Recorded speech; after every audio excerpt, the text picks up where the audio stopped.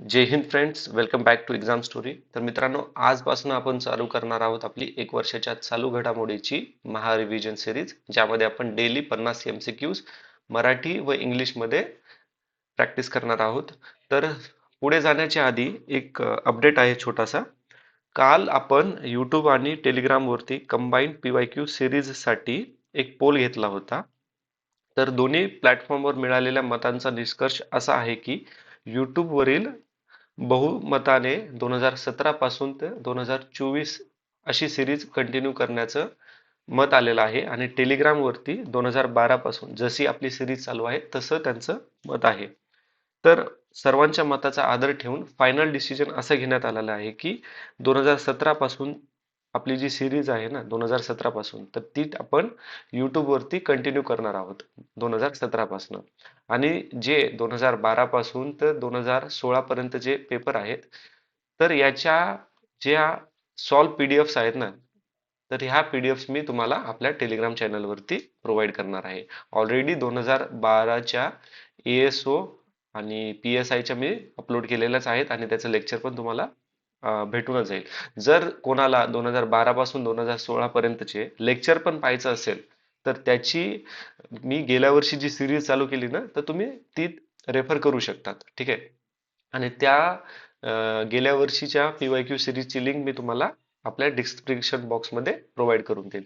Telegram channel पण तुम्ही description बॉक्समध्ये त्याची लिंक आहे, तुम्ही तिथे जॉईन करू शकतात. ठीक आहे.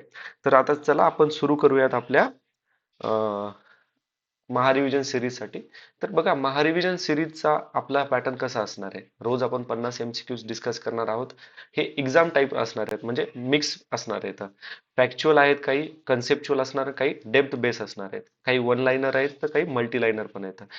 या सर्वांचा एकच आधार आहे की एक वर्षाचा पूर्ण चालू घडामोडी आपल्याला कव्हर करायचे आणि प्रश्नाचा जो सिक्वेन्स आहे तो टॉपिक वाईज असणार आहे. म्हणजे 1 ते 5 तुम्हाला पुरस्कार, क्रीडा, नियुक्त्या यांच्यावरती प्रश्न बघायला मिळेल. 6 ते 10 मध्ये अर्थव्यवस्था, योजना, 10 ते 15 वर महाराष्ट्र, आंतरराष्ट्रीय. ठीक आहे, अशा पद्धतीने तुम्हाला प्रश्न पाहायला मिळणार आहेत. आणि जसा टॉपिक असणार आहे त्या टॉपिक नुसार तुम्हाला one liner, multi liner, okay, असे प्रश्न पाहायला मिळणार आहेत. तर चला सुरुवात करूयात प्रश्न क्रमांक 1 पासनं. आता बघा, प्रश्न क्रमांक 1 आहे. तर माझं तुम्हाला एक ओपिनियन असेल की हा प्रश्न ज्यावेळेस आपण पाहणार आहोत, तर तुम्ही पण ट्राय करा ह्या प्रश्नाला अटेंड करायचं. ठीक आहे. वाटलं तर कमेंटमध्ये तुम्ही आन्सर मेन्शन करा किंवा एका पेजवरती तुम्ही तुमचे आन्सर मेन्शन करत चला. ठीक आहे, जेणेकरून तुमचा करंट अफेअरचा एक मॉक टेस्ट पण होऊन जाईल आणि रिव्हिजन पण होऊन जाईल. तर चला सुरुवात करूयात. पद्मभूषण 2025 मध्ये कला क्षेत्रात महाराष्ट्रातून कोणाचा सन्मान झाला आहे? Who from the Maharashtra received the Padma Bhushan 2025 in the field of art? आता आपल्याला त्यांनी पद्मभूषण विचारलेलं आहे. ठीक आहे. तर याचं उत्तर आहे शेखर कपूर. ठीक आहे.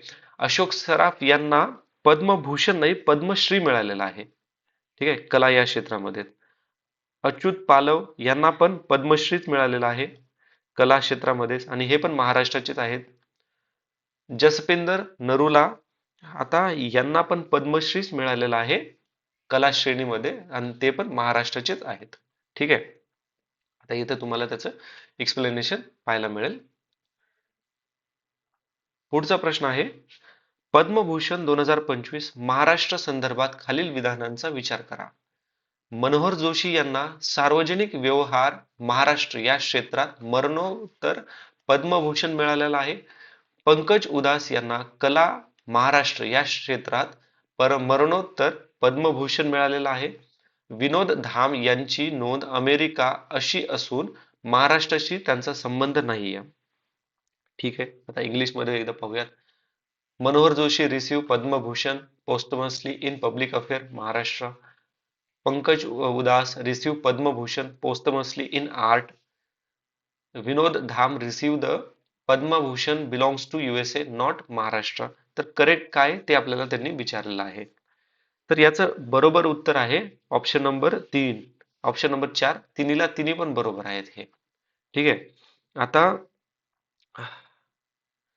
याच्यामध्ये आपण याचं एक्सप्लेनेशन बघा.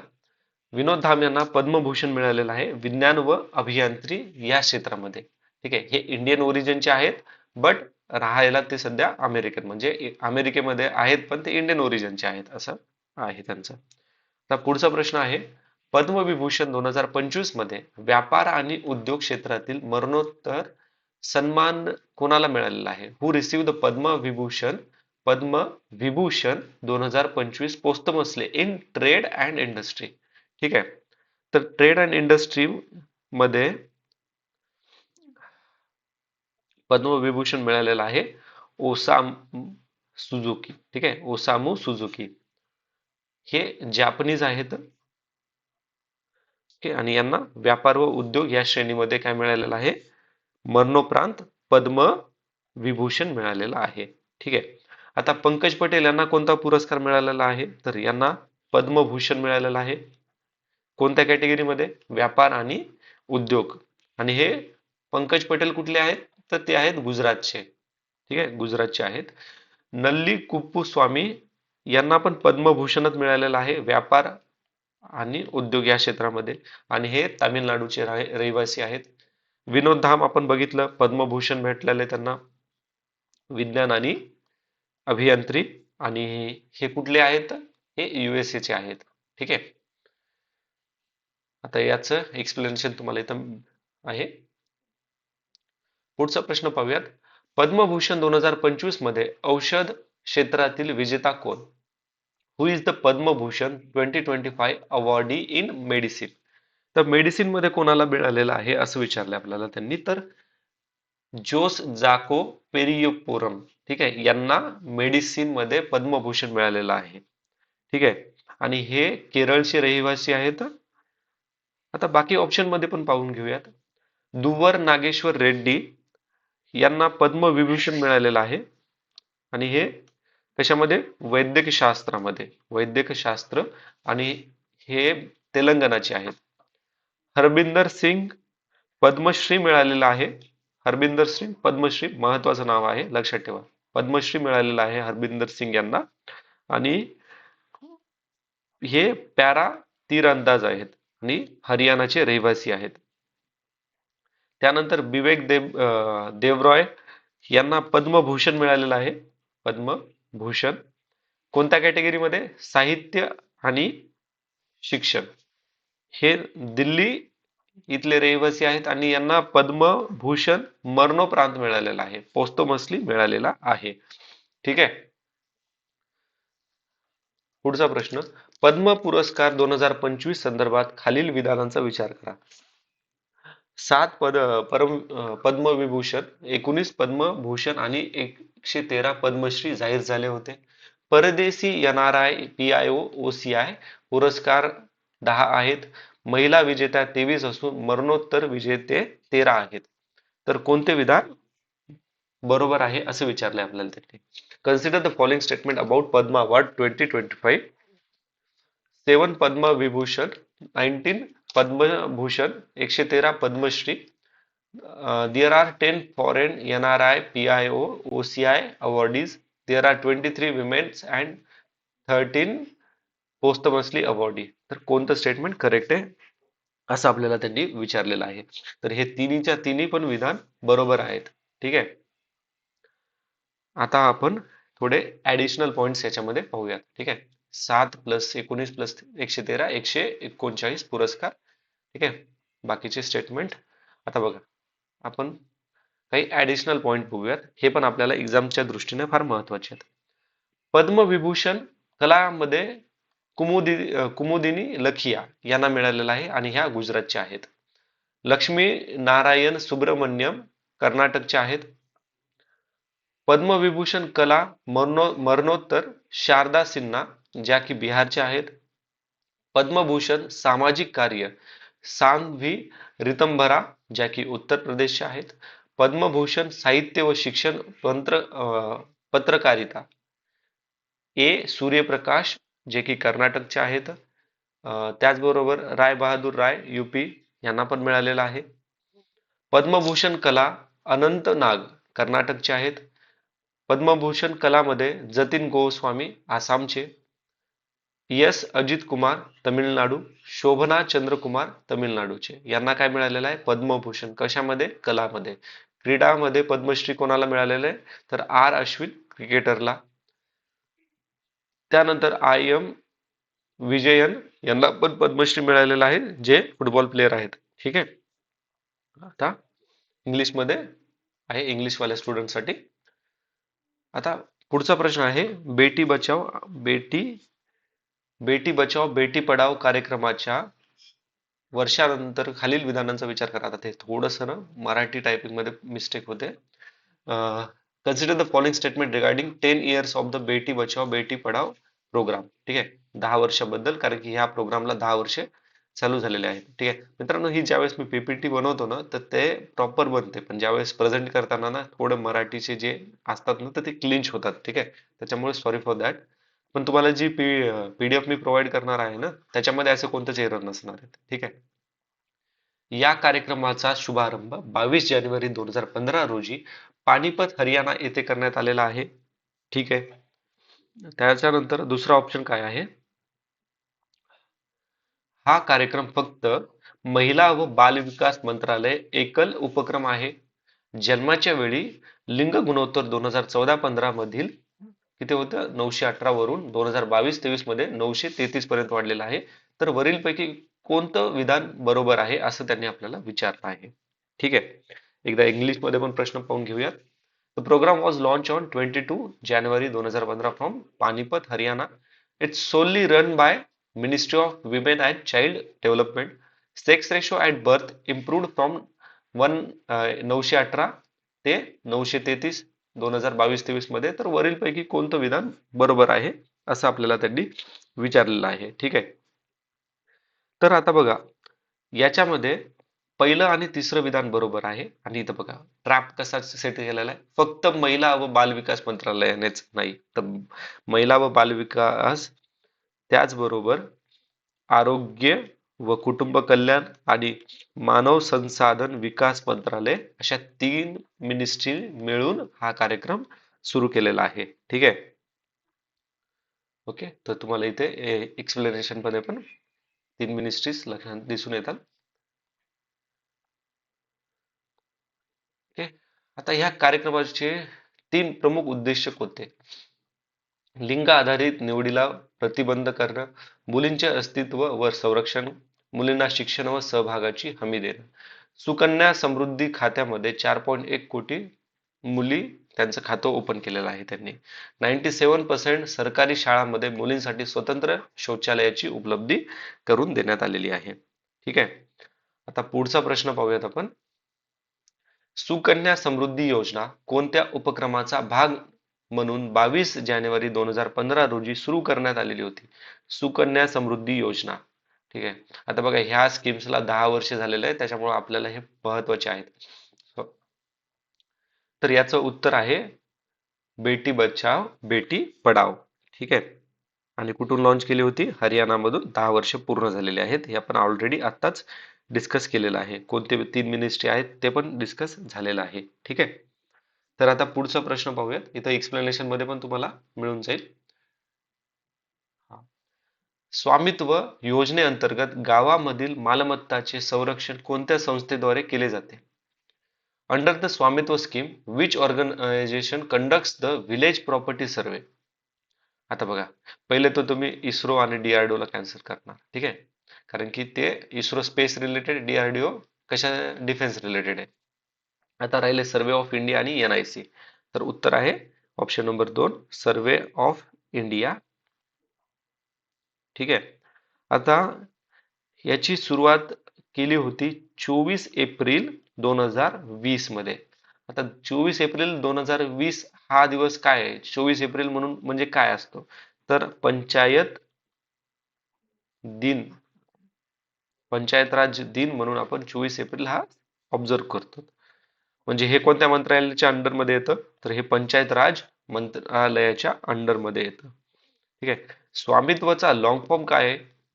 तर स्वामित्व म्हणजे survey of village villages and mapping with improvised technology in village area. ठीक आहे, विलेज एरियाज हा लॉंग फॉर्म पण फार महत्वाचा आहे, आपल्याला विचारला जाऊ शकतो. ठीक आहे, एकदा आपल्याला नीती आयोगाचा लॉंग फॉर्म काय तो पण विचारलेला आहे. ठीक आहे, आणि पंचायत दिन केव्हा ऑब्झर्व केला जातो, तर तो ऑब्झर्व केला जातो 24 एप्रिलला. ठीक आहे, इथे सर्व ऑलरेडी दिलेलं आहे. ठीक आहे, पुढचा प्रश्न आहे नीती आयोगाचा अध्यक्ष कोण असतो. नीती आयोगाचा अध्यक्ष कोण असतो, तर हु is the chairperson of NITI Aayog. तर नीती आयोगाचे चेअरपर्सन असतात प्राईम मिनिस्टर, पंतप्रधान. ठीक आहे, आता उपाध्यक्ष कोण आहेत, तर उपाध्यक्षाची नियुक्ती पंतप्रधानच करतात आणि सध्याला उपाध्यक्ष आहेत सुमन बेरी. तर vice chairman of NITI Aayog कोण आहेत, सुमन बेरी. ठीक आहे, त्याच्यानंतर एक गोष्ट आहे, केंद्रीय गृहमंत्री बघा, केंद्रीय गृहमंत्री नीती आयोगाच्या नीती आयोगामध्ये नसतात. ठीक आहे, ते अध्यक्ष नसतात. आता मुख्य कार्यकारी अधिकारी सीईओ कोण येतं, सीईओ आहेत, यांची अपॉइंटमेंट कोण करतं, तर पंतप्रधान करतात. सध्याला सीईओ ऑफ नीती आयोग कोण आहेत, मुख्य कार्यकारी अधिकारी कोण आहेत नीती आयोगाचे, तर ते आहेत बी व्ही आर सुब्रमण्यम. ठीक आहे, सुब्रमण्यम.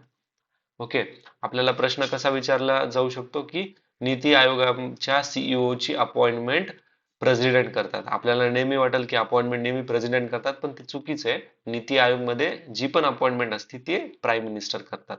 ठीक आहे, आता नीती आयोगाबद्दलचे थोडे अजून एक्स्ट्रा ऍडिशनल पॉइंट्स आपण पाहूयात. 1 जानेवारी 2015ला नियोजन आयोगाची जागा, ठीक आहे, याची स्थापना झाली होती. उद्दिष्ट काय आहे, तर शाश्वत विकास, धोरणात्मक नवोपक्रम, प्रशासन सुधारणा.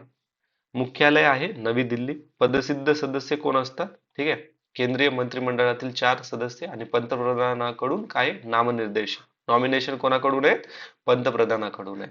सर्वोच्च सार्वजनिक धोरण विचार गट आहे हा. नियामक परिषद सदस्य कोणकोणते आहेत, तर हे आहेत. प्रमुख उपक्रम कोणते होते, प्रमुख उपक्रम त्यांनी म्हणजे ह्या लास्ट 10 वर्षामध्ये कोणकोणत्या महत्वाच्या भूमिका केलेल्या आहेत, तर 15 वर्षीय रोडमॅप बनवला, 7 वर्षीय दृष्टिकोन, रणनीती व कृषी आराखडा, digital India, Atal innovation mission, हे काही त्यांचे महत्वाचे प्रोग्राम आहेत. ठीक आहे, हेडक्वार्टर कुठे आहे, न्यू दिल्लीमध्ये. एक्स ऑफिशियल मेंबर कोण आहेत, 4 union cabinet minister nominated by prime minister. Okay, governing council कोण कोण असतं याच्यामध्ये, CM of that state, lieutenant governor of union territory, त्यानंतर vice chairman, full time members वगैरे असतात. ओके, मेजर इनिशिएटिव्ह कोणते, 15 वर्षाचा roadmap, 7 year vision, strategy and action agenda, digital India, Atal innovation mission. ठीक आहे, पुढचा प्रश्न पाहूयात आता. जीएसटी परिषदेचे अध्यक्ष कोण असतात, who is the chairperson of GST council. तर कोण असतात, युनियन फायनान्स मिनिस्टर, केंद्रीय अर्थमंत्री. आणि सध्याला कोण आहेत केंद्रीय अर्थमंत्री, तर निर्मला सीतारमणजी या आहेत. ठीक आहे, आता केंद्रीय महसूल सचिव कोण असतात, तर हे परिषदेचे पदसिद्ध सचिव असतात. कोण असतात, पदसिद्ध सचिव असतात. ओके, एक्स ऑफिसो सेक्रेटरी असतात. ठीक आहे, युनियन रेव्हेन्यू सेक्रेटरी कोण असतात, तर एक्स ऑफिसो सेक्रेटरी असतात. त्यानंतर वित्त आयोगाचे अध्यक्ष, फायनान्स चेअरपर्सन कोण आहेत, तर मित्रांनो अरविंद पनगरिया 16व्या फायनान्स कमिशनचे कोण आहेत, चेअरपर्सन आहेत. आणि यांचा काही जीएसटी ची काही संबंध नसतो. फायनान्स कमिशन म्हणलं की आर्टिकल किती आहे, 280. ठीक आहे, स्पीकर ऑफ लोकसभा कोण आहेत करंटली मित्रांनो, तर ते कमेंट मध्ये सांगा मला. ठीक आहे, पुढचा प्रश्न आहे. ओके, मित्रांनो फायनान्स कमिशन आर्टिकल 281. ठीक आहे. पुढचा प्रश्न आता हा इथं ऍडिशनल पॉइंट आहे तर जैसलमेर राजस्थानमध्ये बैठक भरली होती ही.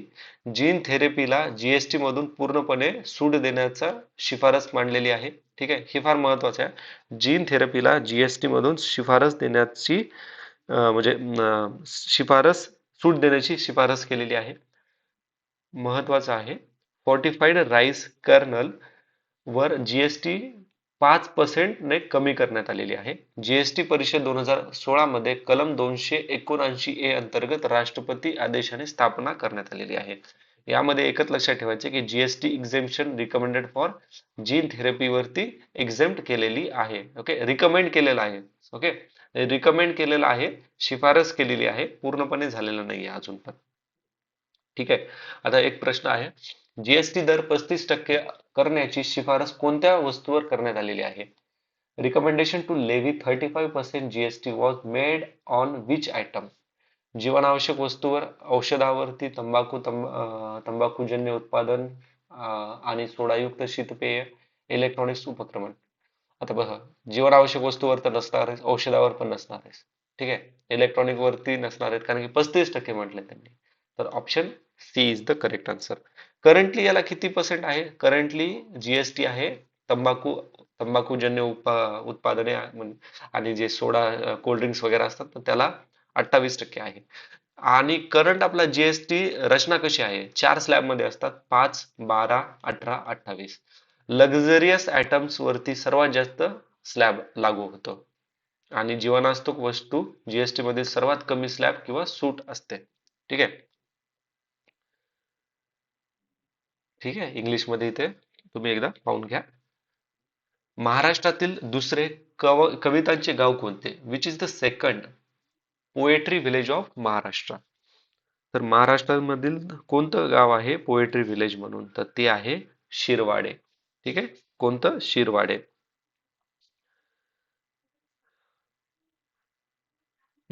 त्याच्यात आता एक लक्षात ठेवा, दुसरे गाव तर शिरवाडे. उभा दांडा हे पहिले कवितांचे गाव आहे. भिलार हे भारतातील पुस्तकांचे गाव आहे.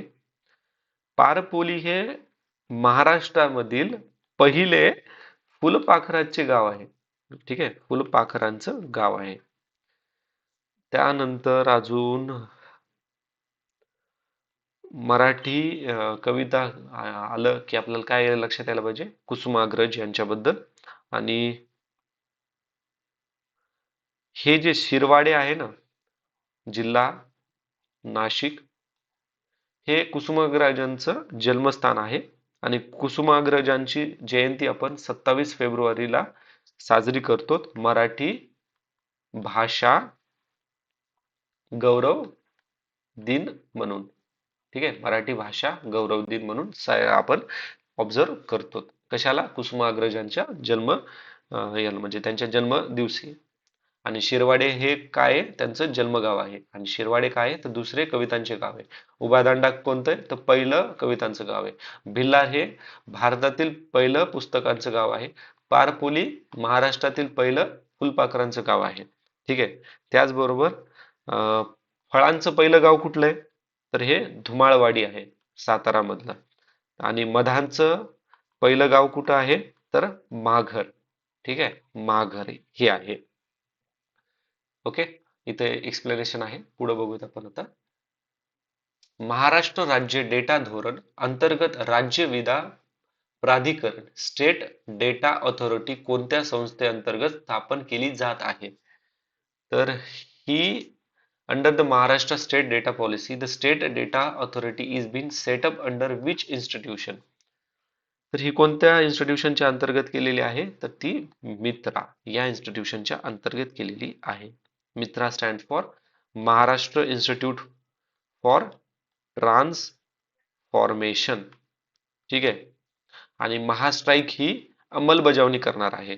आणि महास्ट्राईक ही अंमलबजावणी महास्ट्राईक आणि वर्ल्ड बँक हे दोन्ही मिळून अंमलबजावणी करणार आहेत या मित्राची. ठीक आहे. इथं लॉंग फॉर्म दिलेला आहे कारण की बघा, मित्राचा लॉंग फॉर्म काय आहे असं एक्झामिनर विचारू शकतो कारण की त्यांनी एकदा नीती आयोगाचा विचारलेला आहे. महास्ट्राईक काय आहे ते पण आहे. धोरणाचं उद्दिष्ट काय आहे तर विविध विभागाकडील आधार व आधारित माहितीचा जलद व प्रभावी वापर. ओके. महाराष्ट्र राज्य डेटा धोरण अंमलबजावणीसाठी महास्ट्राईक प्रकल्प मित्र प्लस वर्ल्ड बँकची सहकार्य आहे. ओके. ते इंग्लिशमध्ये. सार्कचे कायमस्वरूपी सचिवालय कुठे आहे? Where is the permanent secretariat of SAARC located? तर सार्कचं लोकेशन कुठं आहे ते आहे, आता बघा, इस्लामाबाद मध्ये नाहीये, इकडे नाहीये, इकडे पण नाहीये, काठमांडू मध्ये आहे. काठमांडू कुठे आहे? नेपाळ मध्ये आहे. ठीक आहे. सार्कची स्थापना केव्हा झालेली आहे? 1987 मध्ये झालेली आहे. ढाकामध्ये सार्कची म्हणजे सार्कची पहिली बैठक किंवा सार्कची स्थापना कुठे झाली होती तर ती ढाक्यामध्ये झाली होती. परमनंट सेक्रेटरीएट कुठे तर काठमांडू मध्ये आहे. हा प्रश्न मी का विचारला तुम्हाला माहिती आहे का? हा CDS 2020 मध्ये प्रश्न विचारलेला होता आणि मला का लक्षात आहे कारण की ह्या पेपर मध्ये मी चुकीचा आन्सर मार्क केलं, मी ढाका आन्सर मार्क केलं. ठीक आहे. तर हे काय लक्षात ठेवायचंय, परमनंट सेक्रेटरीएट कुठे तर काठमांडू मध्ये, आणि ढाकामध्ये ती पहिली काय झाली होती, पहिली तिथे स्थापना झालेली होती तिथे. ओके. आता नवी दिल्लीमध्ये 1983 ला याच्याबद्दल डिस्कशन चालू झालं होतं की आपण असं असं करूयात. ठीक आहे. कारण की कोणती पण मोठी ऑर्गनायझेशन फॉर्म करायची असेल ना, त्याच्या खूप साऱ्या 4-5 वर्षापासून मीटिंग्स बनतात. असे म्हणजे त्यांचे एम्स ऑब्जेक्टिव्ह काय आहे त्याच्यावरती डिस्कशन्स वगैरे होतात. ठीक आहे. तर सार्क मध्ये कोणकोणत्या कंट्रीचा समावेश आहे? तर सार्क मध्ये 7 मूळ सदस्य आहेत. ते म्हणजे बांगलादेश, भूटान, आपला भारत, त्यानंतर मालदीव, नेपाळ, पाक आणि श्रीलंका. त्यानंतर 2007 मध्ये अफगाणिस्तान याचा सदस्य बनला. सध्याचे महासचिव कोण आहेत हे सार्कचे? तर सार्कचे महासचिव बनलेले आहेत मोहम्मद गोलम सरवर, म्हणजे बांगलादेशाचे आहेत. सार्क उभारण्याची संकल्पना 1980 मध्ये कोणी दिली होती? तर हे बांगलादेशचे अध्यक्ष झियाउर रहमान यांनी दिलेली होती. 2004 मध्ये सार्क कंट्रीजने साफ्टाला पुढाकार दिलेला होता. ठीक आहे. साफ्टा म्हणजे south Asian free trade area. ठीक आहे. बाकी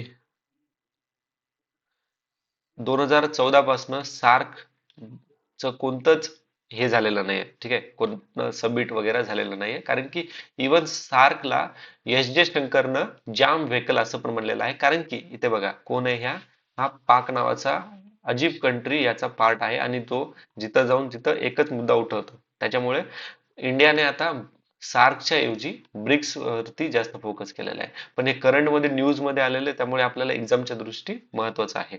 ठीक आहे. आता इथे पूर्ण एक्सप्लेनेशन दिलेलं आहे. ठीक आहे. हे ऑलरेडी पॉइंट मी डिस्कस केलेत आपण आताच. WHO चे मुख्यालय कुठे आहे? Headquarter of WHO. तर WHO चं हेडक्वार्टर आहे कुठे? जिनेवा, स्वित्झर्लंड मध्ये आहे. ठीक आहे. आणि रोम, आता न्यूयॉर्क मध्ये नाहीये, रोम मध्ये काय आहे?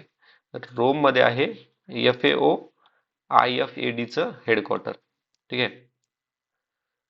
वर्ल्ड हेल्थ ऑर्गनायझेशनची स्थापना, जागतिक आरोग्य ऑर्गनायझेशनची स्थापना 7 एप्रिल 1948 रोजी झालेली आहे. ठीक आहे. 1948 रोजी.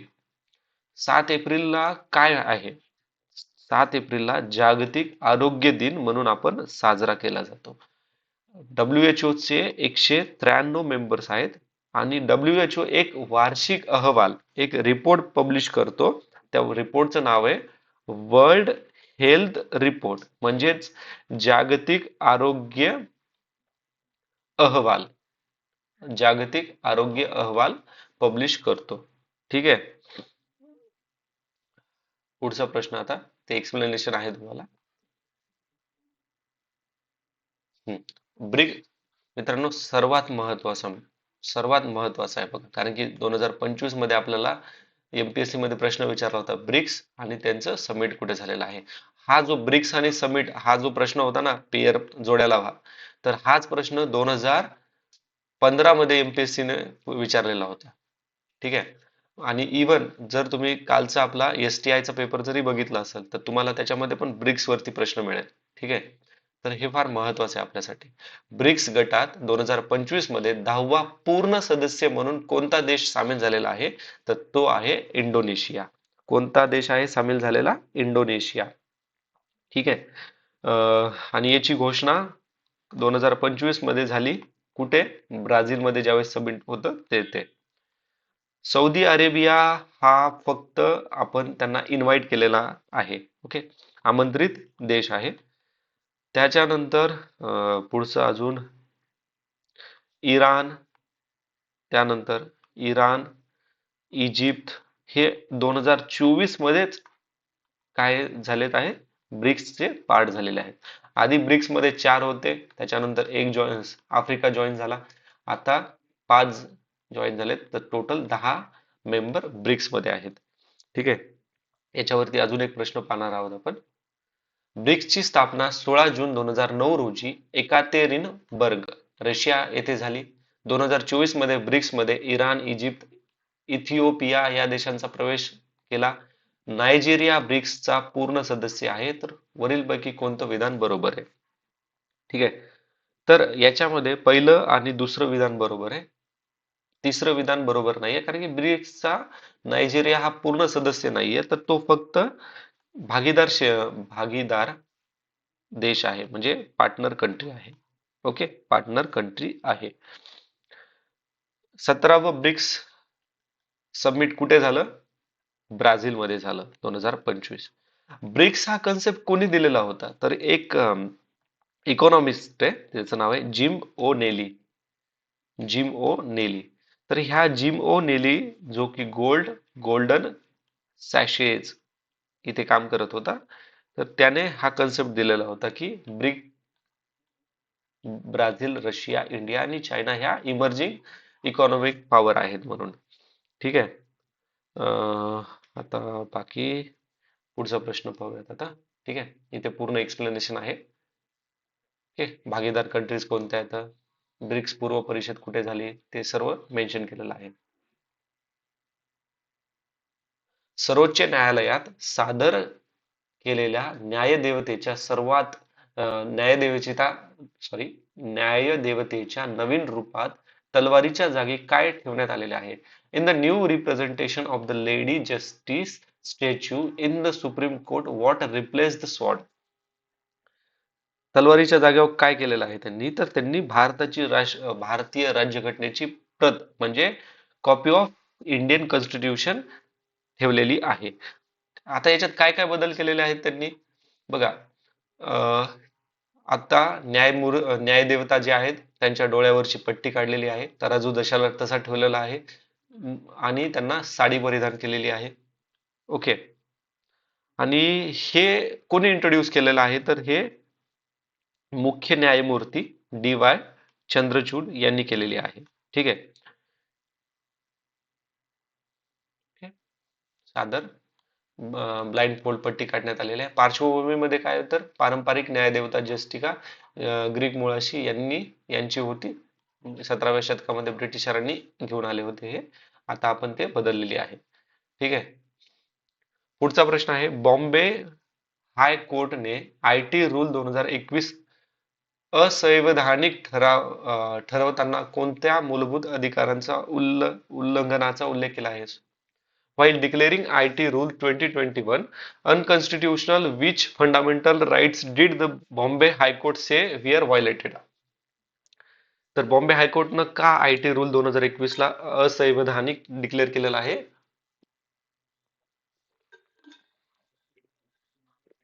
कारण की due to that article 19 subclause 1 subclause a, 19 subclause 1 subclause c आणि कलम नंबर 14 यांचं व्हायलेशन होऊ लागलं. ऑप्शन बी हे करेक्ट आन्सर आहे. ठीक आहे. आता कलम नंबर 14 म्हणजे काय? समानतेचा अधिकार, right to equality. Article 19 sub clause 1 sub clause a चा काय? Freedom of speech and expression. Sub clause c चा आहे freedom of forms association and profession. ठीक आहे. 19 sub clause 1 sub clause a चा काय येतं त्याच्यामध्ये? अभिव्यक्ती स्वातंत्र्य. ठीक आहे. Freedom of speech and expression, बोलण्याचा अधिकार. ठीक आहे. एक्सप्रेस करण्याचा अधिकार. आणि 19 sub clause 1 sub clause C मध्ये काय येतं? संघटना स्थापनेचा आणि व्यवसाय करण्याचे स्वातंत्र्य. ठीक आहे. Freedom of form association and profession. ठीक आहे. पुढचा प्रश्न बघूयात आता आपण. महाराष्ट्राचे 7वे राज्य निवडणूक आयुक्त कोण आहेत? स्टेट इलेक्शन कमिशनर कोण आहेत महाराष्ट्राचे 7वे? तर ते आहेत दिनेश वाघमारे. कोण आहेत? दिनेश वाघमारे. पहिले महाराष्ट्राचे राज्य निवडणूक आयुक्त कोण होते? D N Chaudhary. D N Chaudhary. Okay. नियुक्ती कोण करतं? महाराष्ट्राचे राज्यपाल. फार महत्वाचं आहे. ठीक आहे. फार महत्वाचं आहे. कार्यकाल किती? 5 वर्ष. पुन्हा नियुक्ती होते का? नाही होत. पुन्हा नियुक्ती होत नाही. नो री अपॉइंटमेंट. कॉन्स्टिट्यूशन मध्ये कुठे मेन्शन केलेलं आहे? तर कलम नंबर 243 सब क्लॉज के, कलम नंबर 243 झेड ए. संबंधित कायदा कोणता आहे? Maharashtra state election commissioner qualification and appointment act 1994. कार्य काय करते? ग्रामपंचायत, पंचायत समिती, जिल्हा परिषद, नगर परिषद, महानगरपालिका यांचे मतदान यादी व निवडणूक प्रक्रिया नियंत्रण, मार्गदर्शन आणि पर्यवेक्षण हे सर्व काम कोण बघते? तर स्टेट राज्य निवडणूक आयुक्त बघतात. आणि लोकसभा, राज्यसभा, विधान परिषद, विधानसभा, प्रेसिडेंट यांचं व्हाईस प्रेसिडेंट यांचं इलेक्शन कोण करतं मित्रांनो? मला ते कमेंट मध्ये सांगा. ठीक आहे. ओके. हा फार महत्वाचा आहे, कारण की आता महाराष्ट्रामध्ये नगर परिषदेचे पण इलेक्शन चालू आहेत. ठीक आहे. ओके. पुढचा प्रश्न. भारतातील पहिली पेपरलेस निवडणूक कोणत्या राज्यात झाली? तर ही झालेली आहे, कुठे झालेली आहे? मध्य प्रदेश मधील कुठला? रतुआ, रतनपूर या गावी झालेली आहे. ठीक आहे. रतुआ, रतनपूर या गावी ग्रामपंचायतीमध्ये पेपरलेस निवडणूक पार पडलेली आहे. भारतातील एकमेव राज्य जिथे ऐतिहासिक स्वरूपात 1867 पोर्तुगीज सिव्हिल कोड आधारित युनिफॉर्म सिव्हिल कोड लागू आहे ते कोणते? ठीक आहे. युनिफॉर्म सिव्हिल कोड, कलम नंबर 44, डीपीएसपी आहे हा. तर याचं उत्तर आहे गोवा. ठीक आहे. सो गोवा. आता करंट न्यूज मध्ये काय काय आहे? युनिफॉर्म सिव्हिल कोड लागू इंट्रोड्यूस कोणी केलेला आहे? तर गुजरात यांनी बिल इंट्रोड्यूस केलेला आहे. उत्तराखंड यांनी काय केलेलं आहे? तर नव्याने यूसीसी लागू केलेली आहे. पण उत्तराखंडमध्ये जी यूसीसी लागू झालेली आहे ना आता, ती ऐतिहासिक स्वरूपात नाहीये. ओके. तर हा शब्दाचा खेळ लक्षात घ्या. ऐतिहासिक स्वरूपात म्हणलं तर गोवा येतं पहिले. बिल इंट्रोड्यूस कुठे झाले? तर गुजरातमध्ये झाले. उत्तराखंडमध्ये यूसीसी लागू झालेली आहे, पण ऐतिहासिक स्वरूपात नाहीये. ओके.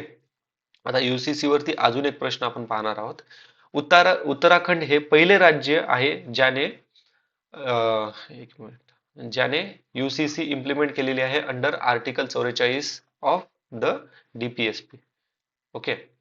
अनुसूचित जातींना यूसीसीच्या कक्षेत ठेवण्यात आलेले आहे. लॉ कमिशन रिपोर्ट 2018 ने विद्यमान वैयक्तिक कायद्यात सुधारणा सुचवलेल्या आहेत. तर वरीलपैकी कोणतं विधान योग्य आहे? ठीक आहे मित्रांनो, सॉरी फॉर दिस ग्लिच. हा खरंच टेक्निकल एरर आहे. पीडीएफ मध्ये तुम्हाला हा एरर पाहायला नाही मिळणार. Uttarakhand is the first state to implement UCC under Article 44. Scheduled tribes has been included under UCC provisions. The 2018 Law Commission report suggested amendments in existing personal law instead of implementing UCC implementation. ठीक आहे. तर correct विधान कोणते आहे असं त्यांनी आपल्याला विचारलेलं आहे. तर याच्यामध्ये बघा, हा उत्तराखंड लागू केलेला आहे अंडर द आर्टिकल 44च्या अंतर्गत. अनुसूचित जाती जमाती कलम नंबर 342 आणि कलम नंबर 366 अंतर्गत UCCच्या कक्षेत ठेवलेलं नाहीये, ते बाहेर ठेवलेले आहेत. ओके, म्हणून दुसरं चूक आहे. हे कटलं option C. Law commission report 2018 ने विद्यमान वैयक्तिक कायद्याला सुधारणा सुचवलेल्या आहेत. हे विधान पण बरोबर आहे. ठीक आहे. विद्यमान वैयक्तिक कायदे कोणकोणते आहेत? हिंदू सक्सेशन ऍक्ट 1956, जो की हिंदू, सिख, जैन, बौद्ध यांना लागतो. त्यानंतर मुस्लिम पर्सनल लॉ एक आहे, इंडियन सक्सेशन ऍक्ट 1925 हा एक ऍक्ट आहे. इंडियन सक्सेशन ऍक्ट 1925 हा ख्रिश्चन, पारसी, यहुदी यांच्यासाठी लागतो. UCC हवी आहे का नाही याच्यासाठी ना काही महत्वाचे खटले पण झाले होते. म्हणजे त्या खटल्यामध्ये UCC बद्दल सुप्रीम कोर्टानं पण हे दिलेलं आहे, त्यांचं वर्डिक्ट दिलेलं आहे. तर ती केस आहे, जसं की शहाबानो केस 1985 मध्ये झाली. त्यानंतर सरला मुदगल केस. ठीक आहे. आता पुढचा प्रश्न. ठीक आहे. प्रश्न आहे पुढचा. भारताचे 90वे रामसर स्थळ म्हणून कोणत्या पाणथळ क्षेत्राला मान्यता देण्यात आलेली आहे? Which wetland has been designed as India's 19th Ramsar site? तर 90वे रामसर साइट कोणतं आहे आपलं? तर ते आहे मेनार वेटलँड. ठीक आहे. मेनार वेटलँड राजस्थान मधील उदयपूर या जागी स्थित आहे. 5 जून 2025 जो की पर्यावरण दिवस आहे, त्या दिवशी हे इनॉग्रेशन करण्यात आलेलं होतं. आता हे 90वे आहे आणि जर टोटल वेटलँड मधलं 2567 आहे. ठीक आहे. 2567. ठीक आहे. हे 2567 आहे. आता पुढचा प्रश्न. रामसर करार भारताने कोणत्या वर्षी स्वाक्षरी करून लागू केला? कोणत्या वर्षी साईन आणि इम्प्लिमेंट केलेला आहे? तर 1971 ला आपण साईन केलंय, 1982 ला आपण इम्प्लिमेंट केलेलं आहे. याची स्वाक्षरी इराण मध्ये. आता हे रामसर हे इराण मधल्या शहराचं नाव आहे. ठीक आहे. आता पुढचा प्रश्न पाहायचा आपल्याला रामसर याच्यावरतीच. हिचन वेटलँड हे राजस्थान मधील फालोदी येथे स्थित असून हे भारताचे 91वे रामसर स्थळ आहे. मेनार वेटलँड 3 तलावाचे बनलेले आहे. ब्रह्मढंग खेरोदा. तामिळनाडूमध्ये सर्वाधिक रामसर स्थळे असून त्यांची संख्या 20 आहे. तर बरोबर विधान कोणतं? तर याच्यामध्ये लक्षात ठेवा, हे तिन्ही विधान बरोबर आहेत. ठीक आहे. तिन्ही विधान बरोबर आहेत. सॉरी, थोडस सर्दी झाली आहे. आता इंग्लिश मध्ये हा आहे. कीचक वेटलँड लोकेटेड कॅनोवा आहे. मिनार वेटलँड 3 लेकचा बनलेला आहे. ब्रह्मधंग खेरदा. तामिळनाडूमध्ये सर्वात जास्त रामसर साईट आहेत, 20. ओके. इथं एक्सप्लेनेशन ऑलरेडी आहे. ऍडिशनल पॉइंट बघूयात. राजस्थानातील एकूण रामसर स्थळाची संख्या आता 4 आहे. सिक्कीम व झारखंड मधील पाणस्थळ क्षेत्रात म्हणजे रामसर पाणथळ वेटलँड क्षेत्रात प्रथमच रामसर दर्जा मिळालेला आहे. कोणाला? सिक्कीम व झारखंड याला. ओके. सॉरी. भारताचे 107वे राष्ट्रीय उद्यान म्हणून कोणत्या क्षेत्राला घोषित करण्यात आले आहे? Which area has been declare as India's 107व नॅशनल पार्क? तर भारताचं 107व नॅशनल पार्क कोणतं आहे हे त्यांनी आपल्याला विचारलेलं आहे. फार महत्वाचा प्रश्न आहे. तर ते आहे सिमलीपाल राष्ट्रीय उद्यान. सिमलीपाल राष्ट्रीय उद्यान कुठे आहे? ते आहे ओडिसामध्ये. ठीक आहे. आणि हे ओडिसातलं दुसरं राष्ट्रीय उद्यान आहे आणि भारतातलं कितवं आहे? 107व राष्ट्रीय उद्यान आहे. ठीक आहे. ओडिसा सरकारने 24 एप्रिल 2024 रोजी सिमलीपालला राष्ट्रीय उद्यान घोषित केलेलं आहे. ओके. दुसरं आहे ओडिसातलं आणि भारतातलं 107व. सिमलीपाल टायगर प्रोजेक्ट कोणत्या वैशिष्ट्यासाठी प्रसिद्ध आहे? तर एकशिंगी गेंड्यांची सर्वात मोठी संख्या आहे. जगातील एकमेव वन्य मेलॅनिस्ट वाघाचे निवासस्थान. जगातील सर्वात मोठे मॅंग्रोव्ह क्षेत्र. हिमबिबट्याची सर्वात मोठी संख्या. हिमबिबट्या तर लडाख साईडला आहे बघ. जगातील सर्वात मोठे मॅंग्रोव्ह तर वेस्ट बेंगॉल मध्ये. ओके. आता राहिलं एक शिंगी, एक सिंगाचं गेंडा आणि कोणतं दुसरं मेलॅनिस्टिक टायगर. तर हे उत्तर आहे जगातील एकमेव वन्य मेलॅनिस्टिक वाघाचे निवासस्थान आहे. ठीक आहे. ओके. सिमलीपाल मध्ये 40 रॉयल बेंगॉल वाघ आणि ओडिसातील 25% हत्तींची संख्या आहे.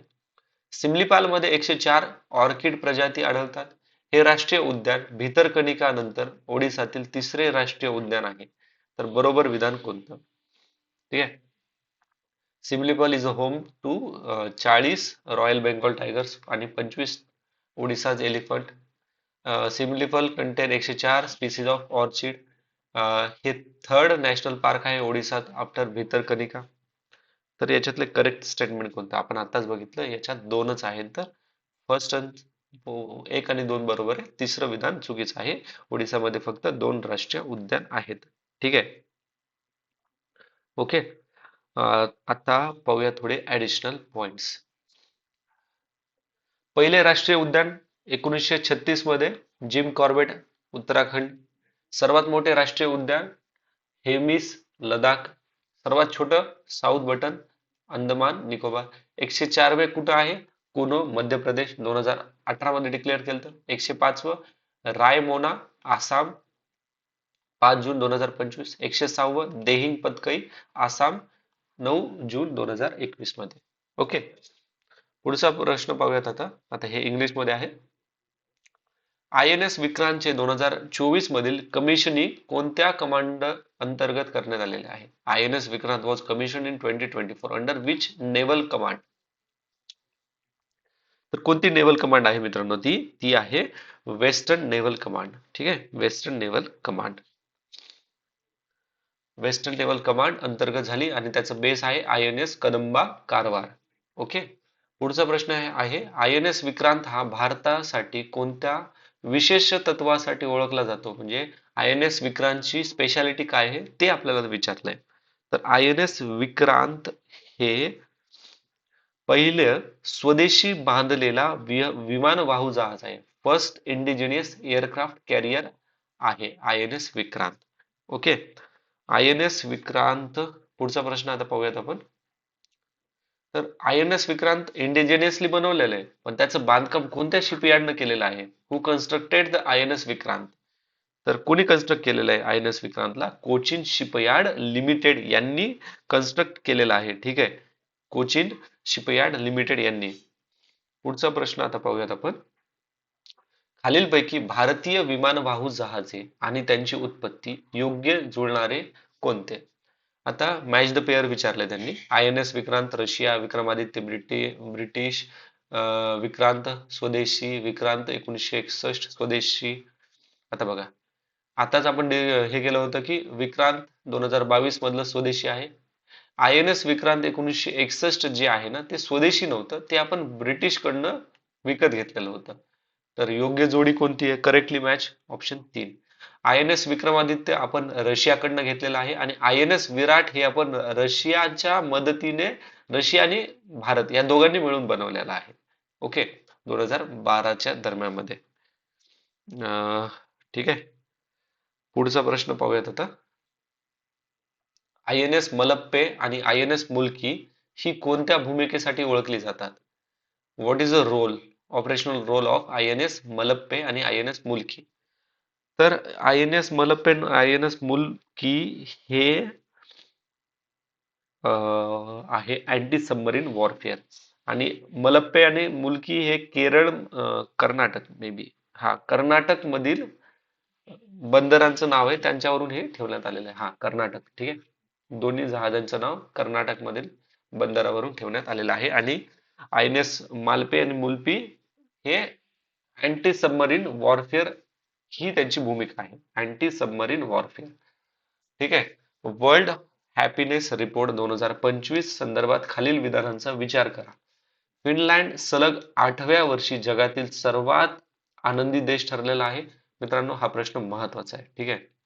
भारत 118व्या स्थानावर असून त्याचा स्कोअर 4.389 आहे.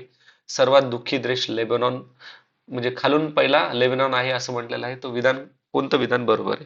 ठीक आहे. फिनलँड हॅपीएस्ट कंट्री 8 वेळेस कन्झिक्युटिव्ह इयर मध्ये म्हटलंय त्यांनी. इंडियाचा रँक 118 आहे, स्कोअर 4.38, आणि सर्वात लिस्ट हॅपी लेबनन आहे असं म्हटलेलं आहे, विच इज द करेक्ट. तर बघा, पहिलं आणि दुसरं स्टेटमेंट हे करेक्ट आहे. सर्वात खालून फर्स्ट कोण आलेला आहे तर तो अफगाणिस्तान आहे, ना की लेबनॉन. अफगाणिस्तान, ज्याचा क्रमांक आहे 147वा. ठीक आहे. आता बाकीचं थोडं बघूयात आपण. ऍडिशनल पॉइंट, 5 टॉप आनंदी देश कोणते? तर Finland, Denmark, Iceland, Sweden, Netherland. सर्वात दुःखी कोणतं आहे? अफगाणिस्तान. एवढंच लक्षात ठेवायचं आपल्याला. भारताच्या शेजाऱ्यांचा जर बघितला तर चीन 68. आता बघा, पाकिस्तान भारतापेक्षा जास्त हॅपी आहे असं दाखवलं यांनी. ठीक आहे. नेपाळ भारतापेक्षा जास्त हॅपी आहे. श्रीलंका भारतापेक्षा जास्त नाही, श्रीलंका भारतापेक्षा जास्त नाहीये. ठीक आहे. नेपाळ आणि पाकिस्तान भारतापेक्षा जास्त आहेत असं त्यांनी दाखवलेलं आहे. ठीक आहे. आता किती क्रेडिबल हा रिपोर्ट आहे ते माहिती नाही, सांगू नाही शकत आपण. फक्त आपल्याला एक्झामच्या पर्स्पेक्टिव्ह मध्ये बघायचं आहे. ओके, पुढचा प्रश्न आहे, ह्युमन डेव्हलपमेंट इंडेक्स 2025 संदर्भात खालीलपैकी कोणते विधान बरोबर आहे? तर भारताचा एचडीआय क्रमांक 193 देशामध्ये 130 आणि आणि एचडीआय किंमत 0.685 आहे. 2025 मध्ये भारताचा समावेश उच्च मानव विकास गटात करण्यात आलेला आहे. एचडीआय 2025 चे शीर्षक आहे a matter of choice, people and possibilities in the age of AI. विधान कोणतं बरोबर आहे हे विचारलंय. एकदा इंग्लिश मध्ये पण पाहून घेऊयात. रँक किती आहे? 130 आउट ऑफ 193 आणि व्हॅल्यू आहे 0.689. India is placed in the high human development category in 2025. तर आणि सॉरी मित्रांनो, आणि याची थीम आहे matter of choice, people and possibilities in the age of AI. तर याच्यामध्ये बघा, करेक्ट स्टेटमेंट आहेत ऑप्शन नंबर, एकच मिनिट, सॉरी मित्रांनो, थोडी सर्दी जास्त झाली आहे. पहिलं आणि तिसरं विधान बरोबर आहे. भारताचा समावेश उच्च मानव विकास याच्यामध्ये न येता मध्यम मानव विकास या कॅटेगरीमध्ये येतो. ठीक आहे. हाय ह्युमन डेव्हलपमेंट मध्ये नसून तर मीडियम ह्युमन डेव्हलपमेंट कॅटेगरीमध्ये येतो. ठीक आहे. आता ह्याच्यात थोडे ऍडिशनल पॉइंट आपण पाहूयात. भारताचे सरासरी आयुमान 72 वर्ष आहे, महत्वाचं आहे आपल्याला. जीएनआय पर कॅपिटा किती आहे? 9,046.76 डॉलर एवढी आहे. बांगलादेशाचा पण क्रमांक 130च आहे. ठीक आहे. भारत आणि बांगलादेश दोन्ही काय करतात? एकाच रँक वरती आहेत. टॉप 5 देश कोणते आहेत ह्युमन डेव्हलपमेंट इंडेक्स मध्ये? तर Iceland, Norway, Switzerland, Denmark, Germany. महत्वाचा प्रश्न आहे आपल्याला 2025च्या एमपीएससी मध्ये असाच प्रश्न विचारलेला आहे, लक्षात ठेवा. शेवटचा देश कोणता आहे? तर दक्षिण सुदान. एवढंच लक्षात ठेवा, दक्षिण सुदान शेवटचा आहे. शेजारी मध्ये बघितलं तर चीन 78, श्रीलंका 89, भूटान 125. ठीक आहे. जेंडर डेव्हलपमेंट इंडेक्स मध्ये भारताचा क्रमांक आहे 102 वा. कितवा आहे? 102 वा. ओके. तर मित्रांनो, इथे इंग्लिश मध्ये एक्सप्लेनेशन आहे. थँक्स फॉर वॉचिंग मित्रांनो. जर तुम्हाला काही सजेशन वगैरे काही द्यायचे असतील, ओके, तर तुम्ही प्लीज कमेंट बॉक्समध्ये मेन्शन करा. भेटूयात आपण नेक्स्ट लेक्चरमध्ये. तोपर्यंत काळजी घ्या, अभ्यास करा. Jai Hind, take care, bye bye.